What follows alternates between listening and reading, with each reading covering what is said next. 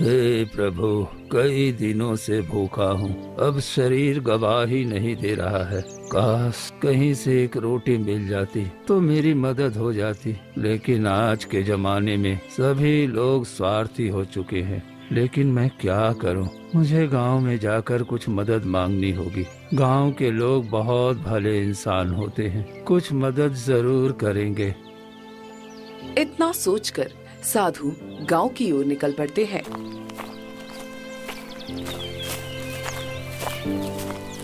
गांव जाकर एक जमींदार के पास जाते हैं।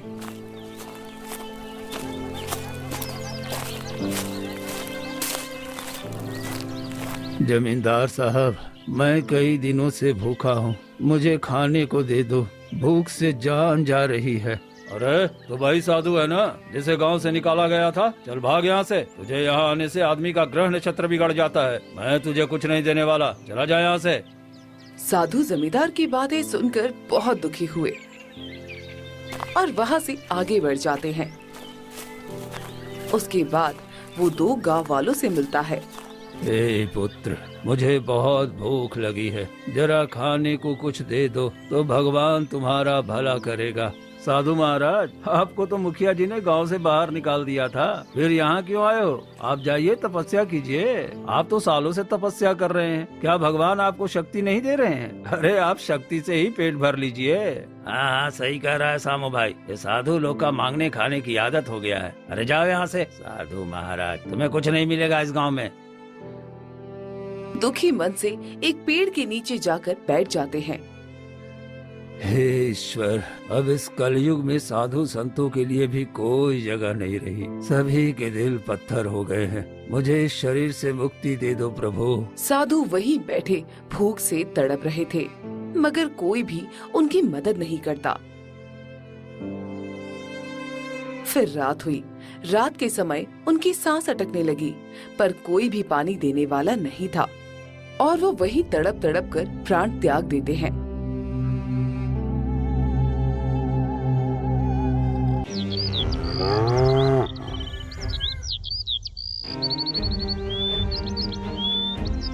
फिर अगली सुबह कुछ गांव वाले वहां आए। अरे ये साधु तो मर गया, अब क्या होगा? अरे हाँ भाई, अब इसे कौन दफनाएगा? इसे छूना भी पाप है। चलो हमें क्या, हम यहाँ से चलते हैं, हमें इससे क्या मतलब। तभी गांव का एक गरीब आदमी मोहन आता है। हे भगवान, ये तो साधु महाराज हैं। गांव वालों के दिल कितने पत्थर के हो गए हैं, किसी ने इनकी अंतिम विदाई भी नहीं की। साधु महाराज, मैं आपका संस्कार करूंगा। अरे ये मोहना पगला गया है क्या? हैं? इस सड़े गले साधु का अंतिम संस्कार करने जा रहा है। लगता है इसका दिमाग खराब हो गया है। अरे जाने दे, ये भी गरीब साधु भी गरीब, क्या पता इन दोनों का किसी जन्म से रिश्ता रहा होगा। फिर मोहन साधु का शव उठाकर जंगल में ले जाता है।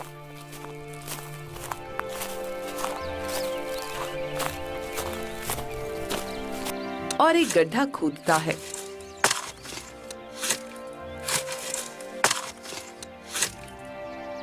और साधु महात्मा को वहां दफना देता है।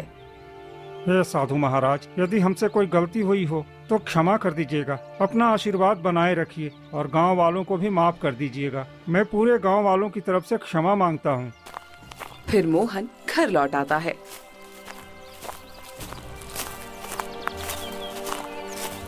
ऐसे ही धीरे धीरे समय बीतता जाता है और एक दिन मोहन के पिता की तबीयत खराब हो जाती है। मोहन बेटा और लखन, लगता है कि अब मैं नहीं बचूंगा। अरे मेरे जाने के बाद तुम लोग मिलकर रहना, क्योंकि एकता में बल होता है। इतना कहकर उनकी मृत्यु हो जाती है। सभी लोग दुखी मन से अपने पिता का अंतिम संस्कार करते हैं।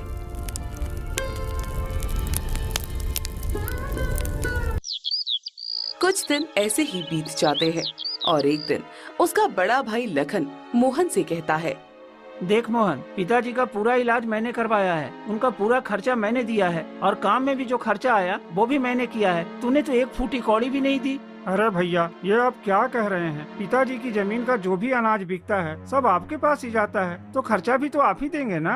क्या तुम मुझसे जवान लड़ाएगा? अरे मैं बचपन से ही मेहनत कर रहा हूँ, पिताजी के पीछे पीछे घूमता रहा हूँ। ये घर भी मैंने बनवाया है, जमीन भी खरीदने में मैंने ही मदद की है, इसलिए ये सब मेरा है, तेरा इसमें कुछ नहीं। भैया, ये आप कैसे कह सकते हैं? ये पिताजी की मेहनत से बना है, इसमें मेरा भी हक है। मैंने कह दिया ना, तेरा इसमें कुछ नहीं है। तू अपनी पत्नी को लेकर यहाँ से निकल जा। इतने में मोहन की पत्नी सुनीता आ जाती है। भैया, आप ये क्या कह रहे हैं? हम दोनों कहाँ जाएंगे? ये तो बाबूजी का बनाया हुआ घर है, इसमें हमारा भी हिस्सा है। आप हमें ऐसे घर से नहीं निकाल सकते। देख सुनीता, तू अपने नालायक पति के साथ कुछ भी कर, मुझे फर्क नहीं पड़ता। ये घर अब मेरा है और यहाँ सिर्फ मेरा हुक्म चलेगा। चलो निकलो यहाँ से। तभी लखन की पत्नी महिमा भी आ जाती है। हाँ, मेरे पति बिल्कुल सही कह रहे हैं। हम कब तक तुम लोगों का बोझ उठाते रहेंगे? तुम्हारा पति तो कोई ढंग का काम करता नहीं और मेरे पति बचपन से भटकते रहे हैं। घर बनाया, पिताजी का इलाज करवाया, सारा पैसा लगाया। अब इस पर तुम्हारा कोई हक नहीं है। चलो निकलो यहाँ से। भाभी, ऐसा मत कहिए, भगवान के लिए हमें मत निकालिए। हम निकाल कर ही रहेंगे। अरे हमारे भी बाल बच्चे हैं, हम उन्हें ना देखें और सारी जिंदगी तुम्हारे पीछे बर्बाद कर दे क्या? चलो चलो निकलो यहाँ से। इतना कहकर लखन और महिमा दोनों अंदर चले जाते हैं। चलो भाग्यवान, यहाँ कोई हमारी सुनने वाला नहीं है, सब पत्थर तिल हो गए हैं। फिर मोहन और सुनीता उदास होकर घर से निकल जाते हैं। रास्ते में एक गांव वाला मिलता है। अरे मोहन, तुझे क्यों निकाल दिया गया? उसी साधु की वजह से ना, तूने उसकी अर्थी उठाई थी ना, इसलिए तेरे साथ ये सब हो रहा है। हाँ, वो साधु कोई साधारण साधु नहीं था। जिसके घर वो रुकता उसका घर उजड़ जाता था, इसलिए मुखिया जी ने उसे गांव से निकाल दिया था और तूने उसी का अंतिम संस्कार कर दिया। अरे इसी वजह से तो तेरे साथ ये सब हो रहा है और तेरा घर भी उजड़ गया है। अरे आप लोग कुछ भी कहिए, मुझे कोई फर्क नहीं पड़ता। मैंने इंसानियत निभाई है, किसी की अंतिम विदाई की है, इसमें मुझे कोई अफसोस नहीं है। इतना कहकर मोहन आगे बढ़ जाता है। दोनों पति पत्नी घने जंगल में पहुंच जाते हैं। जी, ये साधु महाराज की बात आखिर क्या है? अरे एक दिन हमारे गांव में एक साधु आए थे, किसी ने उनकी मदद नहीं की और वो भूख से मर गए। गांव वालों ने उन्हें दफनाने से भी मना कर दिया, तब मैंने उन्हें यहीं इस जंगल में गड्ढा खोदकर दफनाया था। क्या सच में? हाँ सुनीता। लोग चाहे कुछ भी कहें, लेकिन आपने बहुत अच्छा काम किया है। अब हम क्या करें, समझ में ही नहीं आ रहा। क्यों न मैं जमींदार साहब से कुछ पैसे उधार ले आऊं, उससे हम एक छोटा सा घर बना लेंगे और कोई धंधा भी शुरू कर लेंगे। हाँ, आपने बिल्कुल ठीक कहा। इतना कहकर मोहन जमींदार के पास जाता है।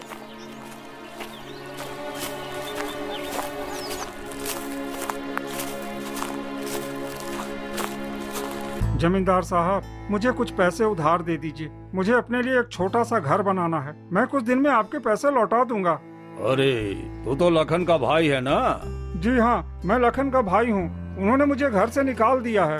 अरे तुझे तो तेरे भाई ने घर से निकाल दिया, फिर मैं भला तुझे पैसे क्यों दूं? और तू मेरा पैसा कैसे चुकाएगा? मैं तुझ जैसे भिखारी को पैसे नहीं देता। चल भाग यहाँ से।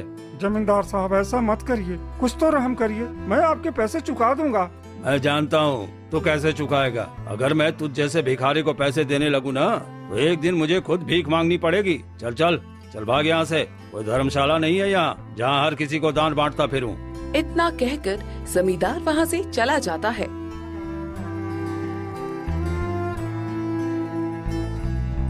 मोहन उदास होकर कुछ और जगह मदद मांगता है, लेकिन कोई उसकी मदद नहीं करता। थक हार कर वो अपनी पत्नी सुनीता के पास लौटता है। क्या हुआ जी, किसी ने हमारी मदद की? नहीं भाग्यवान, कोई भी मदद करने को तैयार नहीं है। अब हम क्या करें? देखिए, अगर हमें घर चाहिए तो खुद ही बनाना पड़ेगा। क्यों ना हम लकड़ी काट कर एक छोटी सी झोपड़ी बना ले। तुम सही कह रही हो। चलो जंगल से लकड़ी और घास लाकर झोपड़ी बना लेते हैं।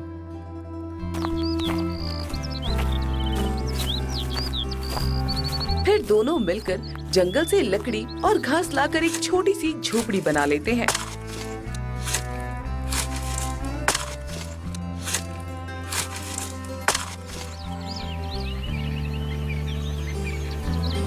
दो दिन उसी में बीत जाते हैं।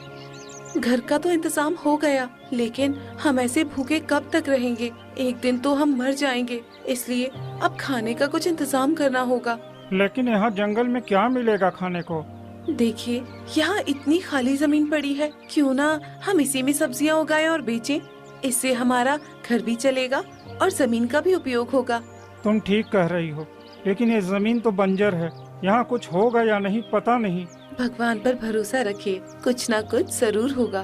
ठीक है, अगर तुम कहती हो तो मैं आज ही गांव जाकर लोहार से एक फावड़ा ले आता हूँ और उसी से जमीन खोदूंगा। इतना कहकर मोहन गांव जाता है।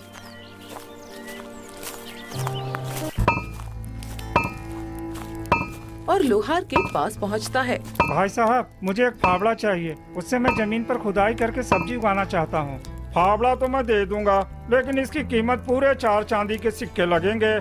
4 चांदी के सिक्के? पर मेरे पास तो एक भी सिक्का नहीं है। अरे तो फिर भूल जा, मैं तुझे फावड़ा नहीं देने वाला। ऐसा मत करिए भाई साहब, नहीं तो मैं और मेरी बीवी भूखे मर जाएंगे। थोड़ा रहम कीजिए। ठीक है, एक काम कर, आज दिन भर मेरी भट्टी के पास काम कर दे। अगर तू मेहनत करेगा तो शाम को मैं तुझे फावड़ा मुफ्त में दे दूंगा। ठीक है, मैं काम करने के लिए तैयार हूँ। फिर मोहन दिन भर भट्टी के पास कड़ी मेहनत करता है। आग की तपिश और पसीने से लथपथ हो जाता है।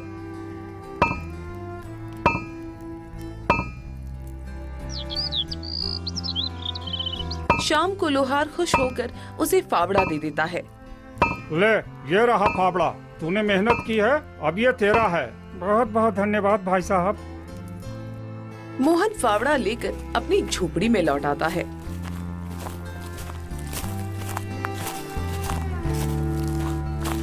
तभी देखता है कि सुनीता घबराई बैठी थी। अरे भाग्यवान, क्या हुआ? तुम इतनी घबराई हुई क्यों बैठी हो? जी जी जी, मुझे सांप ने काट लिया। क्या? तुम क्या कह रही हो? सांप ने काट लिया? हे भगवान, हे भगवान, ये कैसे हो गया?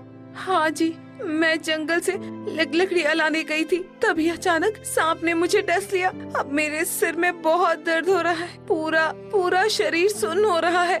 रुको, मैं जंगल से अभी जड़ी बूटी लाता हूँ। मेरे पिताजी कहते थे यही पास में एक ऐसी बूटी मिलती है जिसका रस देने से सांप का जहर तुरंत उतर जाता है। तुम हिम्मत रखना, मैं अभी लेकर आता हूँ।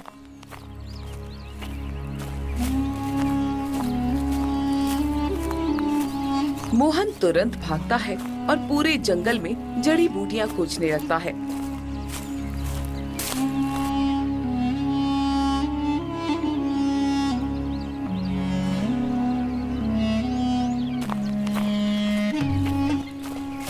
लेकिन शाम होने लगती है और उसे कुछ नहीं मिलता।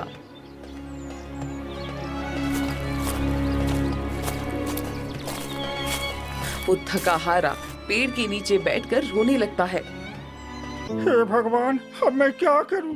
मेरी पत्नी ऐसे ही मर जाएगी और मुझे वो जड़ी बूटी भी नहीं मिल रही है। मैंने पिता को खोया, पर मैं अपनी पत्नी को नहीं खो सकता। कृपा करो प्रभु, कृपा करो। अरे कुछ तो रहम करो प्रभु, कुछ तो रहम करो। तभी अचानक कटहल के पेड़ के पास से रहस्यमयी आवाज आती है। मोहन, तुम क्यों रो रहे हो? कौन बोल रहा? ये आवाज कहाँ से आ रही है? घबराओ मत, मैं ही बोल रहा हूँ। मैं कोई साधारण पेड़ नहीं हूँ, मैं जादुई कटहल का पेड़ हूँ। जादुई कटहल? पर तुम बोल कैसे सकते हो? तुम तो एक पेड़ हो ना? नहीं मोहन, मैं साधारण पेड़ नहीं हूँ। जब तुमने उस साधु को इस मिट्टी में दफनाया था, उसी से मेरी जड़ें फूटी हैं। मैं उसी साधु की आत्मा हूँ। तुम्हारा दुख नहीं देख पा रहा हूँ, इसलिए तुमसे बातें कर रहा हूँ। चिंता मत करो, मेरे पेड़ से कटहल तोड़कर ले जाओ और अपनी पत्नी की जख्म पर उसका बीज लगा देना। जहर तुरंत उतर जाएगा और वो पूरी तरह से ठीक हो जाएगी। और सुनो, दूसरा कटहल ले जाकर उसके बीज खेत में बो देना। उस बीज से तुम्हारी जमीन पर तरह तरह की सब्जियां उगेंगी। तुम्हें कभी भूखों नहीं मरना पड़ेगा। क्या सच में ऐसा होगा महाराज? हाँ मोहन, ये तुम्हारे पुण्य कर्मों का फल है। तुमने मुझे अंतिम संस्कार किया, जो इस गांव में किसी ने भी नहीं किया। इसलिए मैं तुम्हारी मदद करना चाहता हूँ। साधु महाराज, आपका बहुत बहुत धन्यवाद, आपने मेरी जिंदगी बचा दी। मोहन जल्दी से 2 कटहल तोड़ता है और भागता हुआ झोपड़ी में आता है।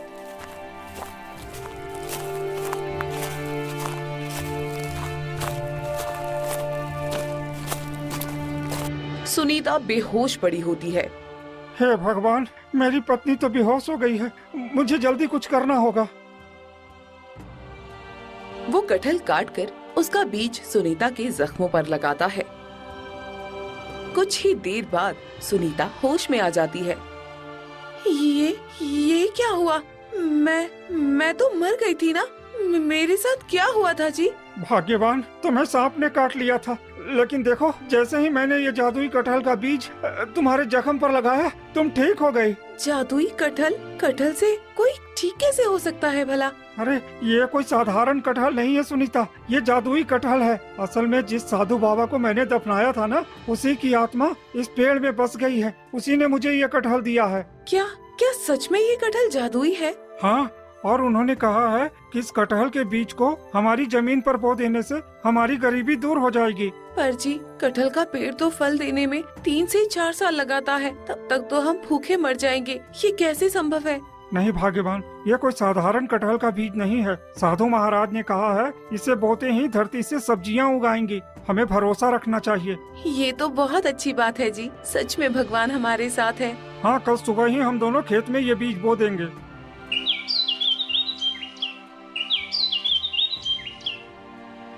और अगली सुबह होते ही मोहन और सुनीता जल्दी उठकर पूरे खेत में वो जादुई कटहल के बीज बो देते हैं। बोते समय सुनीता थोड़ी घबरा कर कहती है, जी, मुझे अभी भी विश्वास नहीं हो रहा कि ये बीज सच में सब्जी उगाएगा। अगर ये साधारण बीज हुआ तो? भाग्यवान, साधु महाराज की आत्मा ने खुद मुझसे कहा है, हमें उन पर भरोसा रखना होगा। इतना कहकर दोनों पूरे खेत में बीजों से भर देते हैं और थक कर अपनी झोपड़ी में लौट आते हैं।